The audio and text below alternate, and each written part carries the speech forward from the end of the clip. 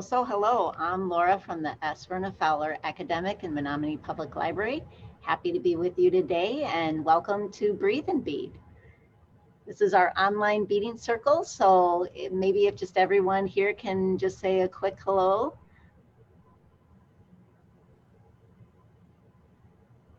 Maria, do you want to go next? You're right under me there. I know we didn't say who was going to go first. No, we didn't. My name is Maria Escalante, and I'm really glad that we get to do this during the week. I'm the library director, and this is my favorite part of the week.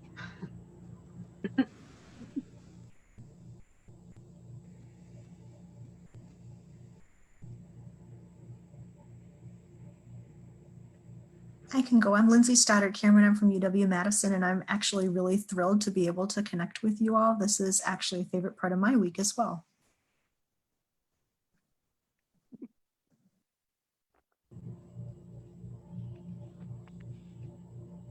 Thanks, Lindsay. Bethany, how about you?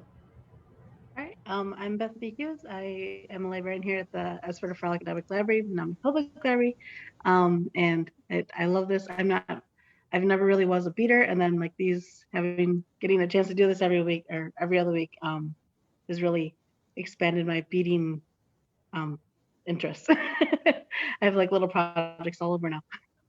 Awesome.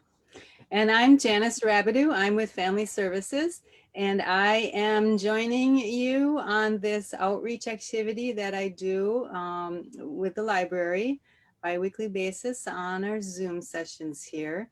We originally started out face-to-face at the library, and we have since moved online for the time being. And hopefully we'll be able to get back in person again, because I love seeing everyone in person, but this is the next best thing. So when we meet every time on Zoom here, I've always got a little demo to show you guys, as well as talking about some techniques and some other beading methods. And then we also get a chance to share what we're doing as well. So as we're talking, I will be doing some demonstrations, and you guys will also be working on some things. I see some of you guys have started already. So if our heads are down, that means we're working, but we're still listening, right? All right. So today I decided to show you a little bit about how I finished my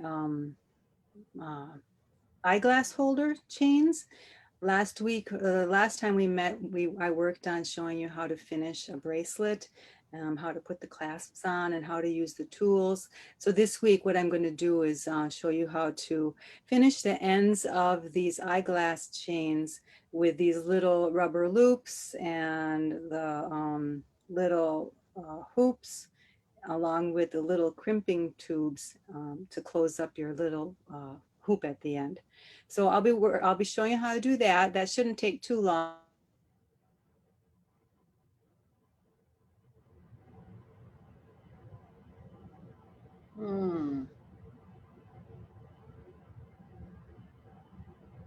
And we've only got half an hour, so I wanted to make sure. Okay, I'm back. Yeah. All right, sorry about that. My connection must not be very good today. Okay.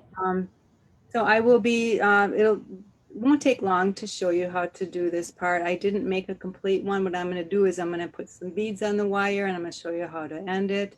And then I'll talk a little bit about these other items I have up here. I took some time to learn how to do some brick stitch on a wire earring hoop. So I wanted to show you a little bit about that. I won't be doing demonstrations. I just wanted to show you that. So anyway, we'll get into that later. Right now we'll work on this part of it. I'll go through with talking about the supplies I've used, and then I'll show you a little bit about how I make these. This is my sample I have here. I ended up buying one of these chains from the store to see what it looked like and how it was made and how long it was. And then I went ahead and bought the supplies myself and taught myself how to make them. A little bit shorter than the ones I bought at the store because I wanted them to hang down a certain length from my neck area, but I wanted it to be long enough to be able to go over my head. So I picked a size a length that is about, I don't know, maybe 2 feet, 2¼ feet. I'll measure it for you, but you want to have enough on the ends. So when you crimp it, you're not dealing with a real tiny short tail, because then that's always a pain in the butt to work with if you're dealing with a short tail on the end. So give yourself enough room. So just make it long enough so it comes over your head like that.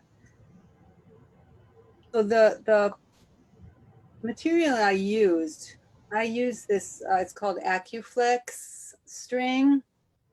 It's actually like a wire and it's real flexible. It bends. You can crimp it so it bends, but you can also uncrimp it.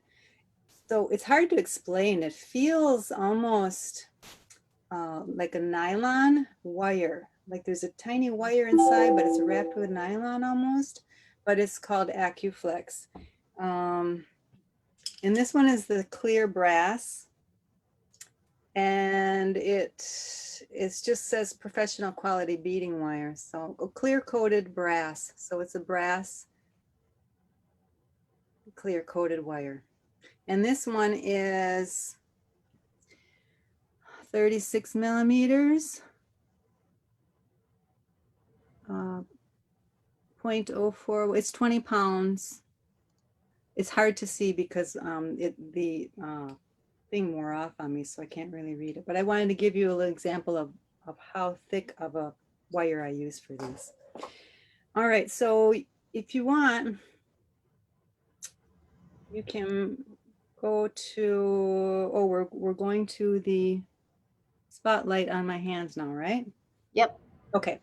So I wanted to also show you the crimping tubes that I use. Can you see that good, or is that kind of glaring? Glaring, isn't it? Yeah, I can see it. Okay. Crimping tubes. I bought in a package like this, 2 millimeters, just thick enough for the wire to go through with some room, and then you crimp it shut onto the wire. Also, I don't remember where I bought these from, but you can buy them in little baggies like this as well. And also have some hoop rings that go along with it. So those are the only supplies that you are using. And then I, of course, have these. These are see-through rubber ends. I don't know what you call them. Just what you call them. Yeah, there you go. So here's what's going to happen. I'm going to put some beads on here just to get going on this. And show you quickly, after you get the beads on, how to finish it off. So pretend that I did the whole thing.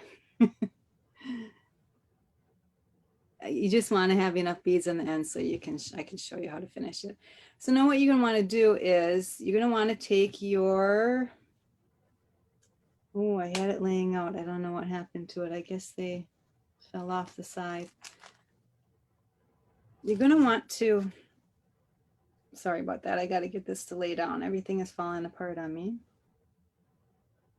I lost my crimping tube, so I got to dig out some more from the bag. So hold on 1 minute. As I'm talking here, wait, here we go. So you don't need 2 crimping tubes. I have a little bit more than 2. And so pretend I'm done.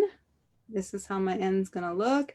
What I want to do is I want to slip on my tube. And then I want to slip on my loop, which also fell off somewhere. So let me get my other 2 hoops out. Hold on 1 minute. Because you got to assemble this all together before you loop your wire and crimp it. Okay, there's my 2 hoops. All right, so you put the tube on, you put your hoop on, and then you put your plastic, or your, what is it called? Loopy thing. loopy thing. And then you're going to bring it back. Whoops, I'm sorry, I did that wrong. Sorry. You're going to put your hoop onto your loopy thing. You can do that first. Oh, okay. I'm going to take my pliers, open this up more, put it on, and then close it. Oops.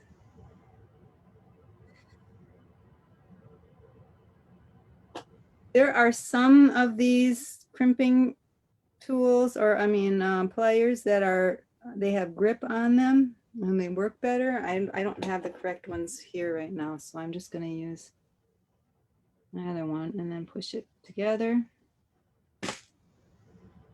All right, so after you've got that on, then you're going to put your loop onto your wire.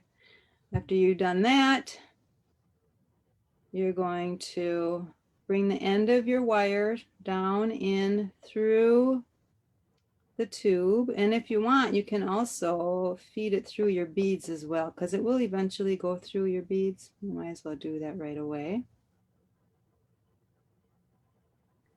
So it looks like that. Oh, wow. Okay. And you want to have the loop kind of small. It looks a little unsightly if you have it a little too big. This is what the one looks like that I made before. And then after you've got that taken care of, you're going to just take your crimper. This is the crimper. Notice when I close it, there are two holes. You crimp it with the first hole because that's a little bit bigger, and then you go back through and crimp it with the second hole. So you're crimping it twice. The second hole has a little divot in it. Do you see that? Yes. Okay.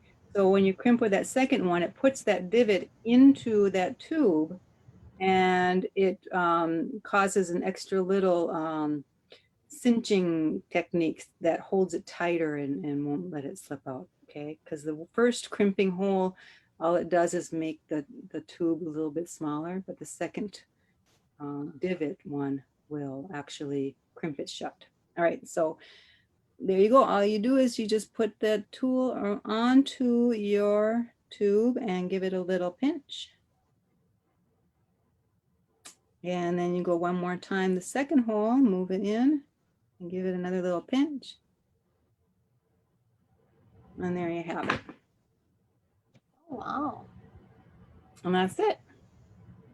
It doesn't move. You can take it with Yeah, I didn't realize you had to do the two step there. That I didn't realize that.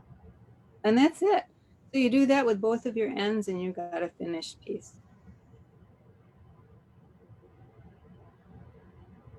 And then you can also, you know, this will all be beads all the way around. You can keep that length of tail if you want. The more tail you have on there, the better chance of it. If the crimp tube does end up breaking off, you still have this long piece of tail inside that you can work with. If you cut it off really short and your tube comes off and you got to make a repair, it's really hard to work with that shorter tail. So keep the longer tail on long if you want. It helps. Yeah, and I suppose, you know, usually you would have that whole string would have beads, so you wouldn't see the tail, right? Right, exactly. Yeah. Okay, nice. So thinking that if the beads were still on here, it'll cover up the tail. So that's why I always say just keep the tail long, because, you know, if you need to do the repairs, that tail is always there for you. You don't have to struggle with a short tail. And that's it. Well, that's nice, Janice, and some really good pointers there, because you're right. Sometimes you cut it too short and then you have to, you're like, oh, I really needed that last little bit. Exactly. So yeah, I was a little bit unprepared on the steps and how to get this going. I haven't made one of these in a while, so I had to kind of jog my memory on how I did it and make sure I had all my supplies. So I apologize for fumbling like I did, but we got through it. All right. So these other items that I have are the hooped earrings that are made, or the brickwork is done on them, brick beadwork. Let me see if I can find, I'm gonna show you the hoop before I've done anything on it, just so you can get an idea. These are fairly small too. I got these from someone, I don't remember who, but I got a bunch of them. And I eventually was looking at it thinking, ooh, these are kind of cool because there's no clasps or anything. It's just kind of like hoops together, all in one contraption. And I thought, all right, I've seen other people do the brickwork on theirs. And so I have this sample here. I got these as a gift one time. This is a different kind of hoop. And one that you use, you put a hook on, earring hook. And they did their edging beading all the way around out that way. These ones are the opposite direction. Hoop goes that way and then the beads come out this way. And this is a brick stitch. So what you do is you end up beading on just the first 2 rows, one on either side of the hoop. And there's a way to do that. Maybe that might be another demonstration, but we won't do that today. Wow. But after you put both of those lines of beads on each side, you start brickwork out one edge, 3 rows I did on this one. And then you get your needle and your thread over to the other side, and then you come out brick stitch 3 rows on that side. So you're working one side and then you're working the other side all the way around to the ends. So that's what it looks like from the edge. And when you're wearing them from the front, they look like that. Nice. And then I went ahead and did a smaller one with a different pattern on it. Pretty. Is this really blurry? Just right there, it wasn't before. It's been pretty good. All right. Yeah, I have the camera I have does not focus by itself. So I'm not paying attention too well on what my screens are looking like. I'm looking at my hands. So that's that. Yeah, great. But yeah, I've been really having a really nice time searching out different things to bead and really, you know, giving myself that motivation when I look online at other people's works. And on Facebook, I follow a page, I think it's like Beading Showcase or something. It's native beaders, always posting all of their work they do, and it's just some really beautiful stuff. So you can get off the spotlight if you want. We're pretty much done here, aren't we? What time is it? 1:25. Yeah. So what I would like to do is find out what you guys are all working on right now. If you have anything that you want to share.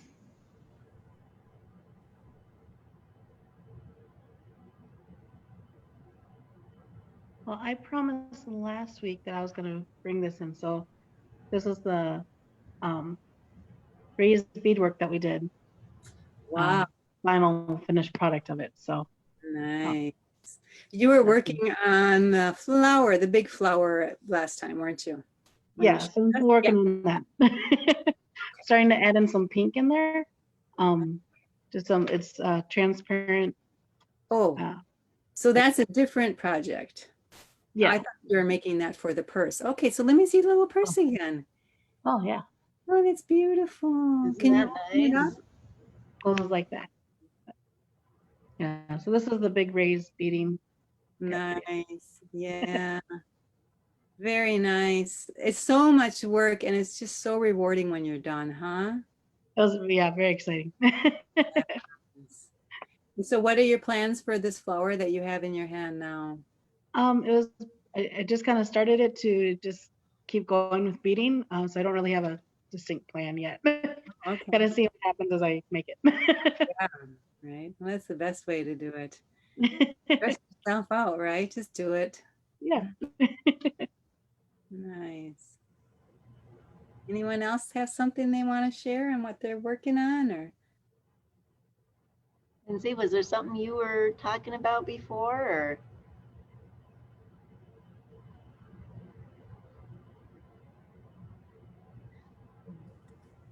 Sorry, I couldn't figure out how to unmute. There you I go. got really interested in this fabulous woman named Gwen Fisher, who used to be a mathematics professor, and she has several patterns on her website. So I was able to get one of those and start playing with it. And I did follow through on my commitment to take apart all of that trim for those costumes. So nice. finally at a place where I can wash the tape and start to rebead it. So hopefully the next time I see you, I'll have made some progress on my commitment there. Nice. And what was that piece that you were working on before? Did you show us something you were working on? I did. So she has a number of patterns that are based on triangles, squares, hexagons, and how the mathematical planes fit together. So I'm working out a pattern that has like little stars in it, which I really like. Awesome. I'm curious what Maria is doing.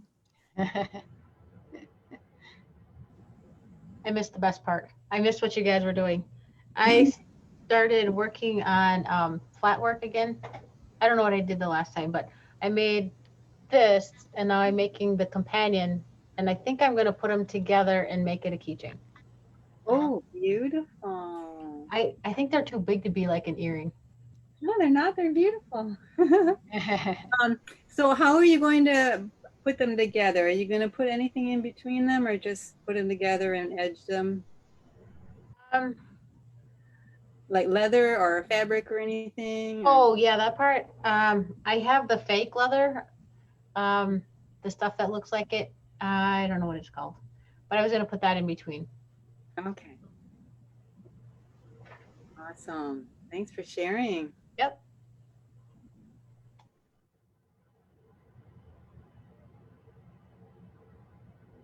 Well, and before we go today, I hope it's okay, but we need to wish Bethany a happy birthday today.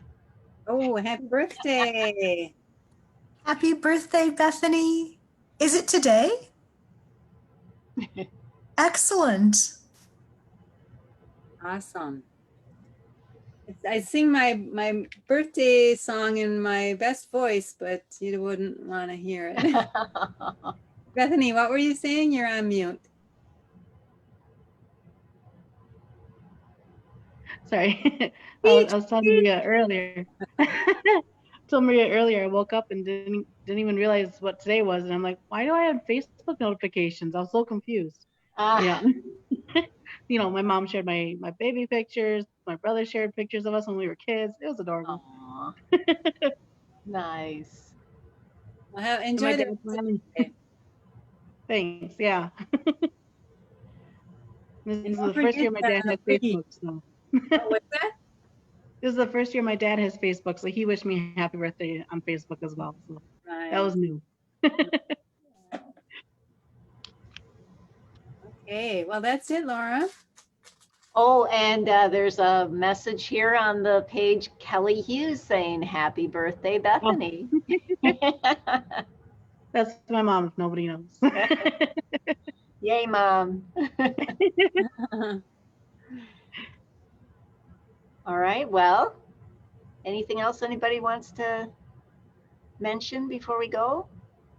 Oh, just enjoy the rest of the week. I know the weather is getting nicer and nicer. Nights are getting cooler. I've heard from some people they've already seen some leaves starting to turn. We are well into the berry picking season. If you haven't picked already, we might even be a little bit past peak, but try and get out in the nature and enjoy it and enjoy these last few days of beautiful warm summer weather, but look forward to the fall weather too. I love fall. That's my favorite. All right. Thanks for joining, everyone, and we'll see you guys later. Right, we went, and thank you, Janice, for the demonstration, and thanks for everybody being here. See ya.